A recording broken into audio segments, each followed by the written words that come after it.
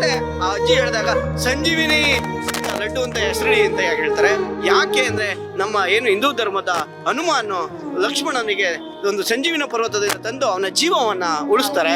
ಆ ಒಂದು ಹೆಸರು ನೀಡಿ ನಿಮ್ಗೆ ದೇವ್ರು ಒಳ್ಳೇದ್ ಮಾಡ್ತಾನೆ ಅಂತ ಹೇಳಿದ್ರು. ನಾನು ಇನ್ನೊಂದು ಕೇಳ್ಪಟ್ಟೆ, ನಿಮ್ಮ ಫ್ಯಾಮಿಲಿಯವರು ಕೂಡ ಇವಾಗ ಸಮಾಜ ಸೇವೆಯಲ್ಲಿ, ನಿಮ್ಮ ಅಪ್ಪ ಆಗಿರ್ಲಿ, ನಿಮ್ಮ ಅಜ್ಜ ಅಜ್ಜಿ ಆಗಿರ್ಲಿ ಕೇಳ್ಪಟ್ಟೆ. ಸರ್, ನೀವು ಕೂಡ ಸಮಾಜ ಸೇವೆಯನ್ನ ಮಾಡ್ತಾ ಇದ್ದೀರಾ, ಏನ್ ಹೇಳ್ತೀರಾ? ನಮ್ಮ ಮುತ್ತಾತ ಸಿವಿಲ್ ಇಂಜಿನಿಯರ್ ಆಗಿದ್ದರು. ಮತ್ತು ನಾವೊಂದಷ್ಟು ದೇವಸ್ಥಾನಗಳನ್ನು ಕಟ್ಟಿದ್ದೀವಿ. ಸಾವಿರಾರು ಕುಟುಂಬಗಳಿಗೆ ದೇವ್ರನ್ನ ಭಕ್ತಿಯಾಗಿ ಮಾಡಿದ್ದೀವಿ. ಅದಷ್ಟು ಅಲ್ಲದೆ ಒಂದು ಏನು ಸಾರ್ವಜನಿಕರಿಗೆ ಒಂದು ಮಂಟಪಗಳನ್ನು ಕಟ್ಟೋದು ಮತ್ತು ಅವ್ರಿಗೆ ಆಹಾರಕ್ಕೂ ಮತ್ತು ವಸತಿಗಳನ್ನು ಕೊಡೋವಂಥದ್ದು ಎಲ್ಲ ಮಾಡ್ಕೊಂಬಂದಿದ್ದೀವಿ. ಇತ್ತೀಚಿನ ದಿನಗಳಲ್ಲಿ ಅವೆಲ್ಲ ದೇವರು ಎಲ್ಲರಿಗೂ ಕೊಟ್ಟಿದ್ದಾನೆ. ಹಿಂದಿನ ಕಾಲದಲ್ಲಿ ಅನ್ನಕ್ಕಾಗಿ ಹಾಹಾಕಾರ ಇತ್ತು, ಇವತ್ತು ಎಲ್ರಿಗೂ ಆರೋಗ್ಯಕ್ಕಾಗಿ ಹಾಹಾಕಾರವಿದೆ. ಆ ಆರೋಗ್ಯವನ್ನು ನಾವು ಏನಾದರೂ ಸುಧಾರಿಸ್ಬಿಟ್ರೆ ಪ್ರತಿಯೊಂದು ಕುಟುಂಬ ಮನೆಗಳಲ್ಲಿ, ಹಳ್ಳಿಗಳಲ್ಲಿ ಮತ್ತು ಅವರ ಫ್ಯಾಮಿಲಿಗಳಲ್ಲಿ ಒಂದು ಭದ್ರತೆ ಸಿಗ್ತದೆ.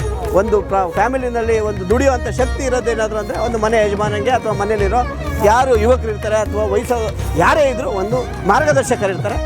ಲಡ್ಡು ವಿತರಣವನ್ನ ಮಾಡ್ತಾ ಇದ್ದಾರೆ. ಬನ್ನಿ, ಹಾಗಾದ್ರೆ ಅವರನ್ನೇ ನಾನು ಮಾತನಾಡಿಸೋ ಪ್ರಯತ್ನವನ್ನ ಮಾಡ್ತೀನಿ. ಎಸ್ ಸರ್, ಏನು ಹೇಳ್ತೀರಾ? ಮೇಡಮ್ ನಮಸ್ತೆ.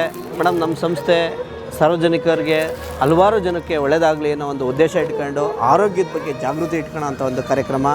ಈ ಒಂದು ಕಾರ್ಯಕ್ರಮವನ್ನು ನಾವು 2013ರಿಂದ ನಮ್ಮ ಸಂಸ್ಥೆ ಶಿಕ್ಷಣದ ಬಗ್ಗೆ, ಆರೋಗ್ಯದ ಬಗ್ಗೆ, ಸ್ವಚ್ಛತೆ ಬಗ್ಗೆ ನಾವು ಕಾರ್ಯಕ್ರಮವನ್ನು ಮಾಡ್ಕೊಂಬರ್ತಾ ಇದ್ದೀವಿ. ಈ ಒಂದು ಉದ್ದೇಶ ಏನು ಅಂತಂದರೆ ನಮ್ಮ ಆಹಾರ ನಮ್ಮ ಆರೋಗ್ಯ ಮೇಡಮ್. ಈ ಒಂದು ಮೂಲ ಉದ್ದೇಶ ಇಟ್ಕೊಂಡು ಮಾಡ್ತಾ ಇದ್ದೀವಿ. ಈ ಒಂದು ಸಂಜೀವಿ ಲಡ್ಡು ಜೀವರಕ್ಷಕ ಅನ್ನೋ ಕಾನ್ಸೆಪ್ಟ್ ಯಾವ ರೀತಿ ಬಂತು ಅಂತ ಅಂದರೆ, ನಾವು ಒಂದಷ್ಟು ಇತ್ತೀಚಿನ ದಿನಗಳಲ್ಲಿ 2021ರಲ್ಲಿ ಎಲ್ರಿಗೂ ಕೋವಿಡ್ ಅನ್ನೋ ಒಂದು ಮಹಾಮಾರಿ ಬರ್ತದೆ.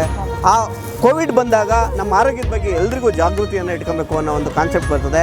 ಅದಾದ ನಂತರ ನಾವು ಯಾಕೆ ಈ ಸಂಜೀವಿ ಲಡ್ಡನ್ನು ವಿತರಣೆ ಮಾಡಬೇಕು, ಜಾಗೃತಿ ಮಾಡಬೇಕು ಅಂತ ವಿಚಾರ ಬಂತು ಅಂತಂದರೆ, ನಮ್ಮ ಇತ್ತೀಚಿನ ದಿನಗಳಲ್ಲಿ ಎಲ್ಲ ಮಾಧ್ಯಮಗಳಲ್ಲಿ ನೀವು ಸಹ ನೋಡ್ತಾ ಇದ್ದೀರಾ, ನಾವು ನೋಡ್ತಾ ಇದ್ದೀವಿ. ಇತ್ತೀಚೆಗೆ ಮಕ್ಕಳಿಗೆ ಮತ್ತು ಯುವಕರಿಗೆ ತುಂಬ ಜನಕ್ಕೆ ಹಾರ್ಟ್ ಅಟ್ಯಾಕ್ ಆಗ್ತಾಯಿದೆ, ಅಂದರೆ ಹೃದಯಾಘಾತ ಆಗ್ತಾಯಿದೆ. ಆ ಹೃದಯಾಘಾತ ನೋಡಿದಾಗ ಒಂದಷ್ಟು ಜನ ಸಣ್ಣ ಸಣ್ಣ ಮಕ್ಕಳುಗಳಿರ್ತವೆ. ಇವೆಲ್ಲ ಸಹ ನಾವು ಮಾಧ್ಯಮಗಳಲ್ಲಿ ನೋಡಿದಾಗ ನಮಗೆ ಮನಸ್ಸಿಗೆ ನೋವಾಗ್ತದೆ. ಆವಾಗ ನಮ್ಮ ಸಂಸ್ಥೆ ಮತ್ತು ಹಲವಾರು ಸಂಸ್ಥೆಯರು, ತಂದೆ ತಾಯಂದಿರು, ಅಕ್ಕಂದಿರು, ಅಜ್ಜಂದಿರು ಮತ್ತು ಹಲವಾರು ರೀತಿಯಂಥ ಸಮಾಜಮುಖಿ ಕೆಲಸ ಮಾಡ್ತಿರೋ ನಾವೆಲ್ಲರೂ ಸೇರ್ಕೊಂಡು ಒಂದು ವಿಚಾರ ಸಂಕಿರಣ ಮಾಡ್ತೀವಿ. ಏನಾದರೂ ಸಮಾಜಕ್ಕೆ ನಮ್ಮ ಸಂಸ್ಥೆ ವತಿಯಿಂದ ನಾವೆಲ್ಲರೂ ಸೇರಿ ಒಂದೇನಾದರೂ ಒಂದು ಹೊಸತನವಾಗಿ ಸಾರ್ವಜನಿಕವಾಗಿ ಆಹಾರದ ಬಗ್ಗೆ ಜಾಗೃತಿ ಮೂಡಿಸಬೇಕು ಅಂತ ನಾವು. ಅವಾಗ ನಮ್ಗೆ ಒಂದು ಅಜ್ಜಿ ಹೇಳ್ತಾರೆ, ಹಿಂದಿನ ಕಾಲದಲ್ಲಿ ನಾವು ಬಡೆ ರೋಗಗಳು ಅಂತೆಲ್ಲ ಬರ್ತಾ ಇತ್ತು. ಅವಾಗೆಲ್ಲ ಯಾವ ರೀತಿ ಮೆಡಿಸಿನ್ ತಗೊಂತ ಇದ್ರ, ಔಷಧ ತಗೊಂತ ಇದ್ರ, ಯಾವ ರೀತಿ ವಾಸಿ ಮಾಡ್ಕೊಂತ ಇದ್ರ ಅಂತ ವಿಚಾರ ಮಾಡ್ತೀವಿ. ಅವಾಗ ವಿಚಾರ ಬರ್ತದೆ. ನಾವೆಲ್ಲ ಅವಾಗ ಗಿಡಮೂಲಿಕೆಗಳು ಪಂಡಿತರು ಅನ್ನೋರು ಇರ್ತಿದ್ರು, ಮತ್ತೆ ಅವರೆಲ್ಲ ನಮ್ಗೆ ಹೇಳ್ಕೊಡ್ತಾ ಇದ್ರು.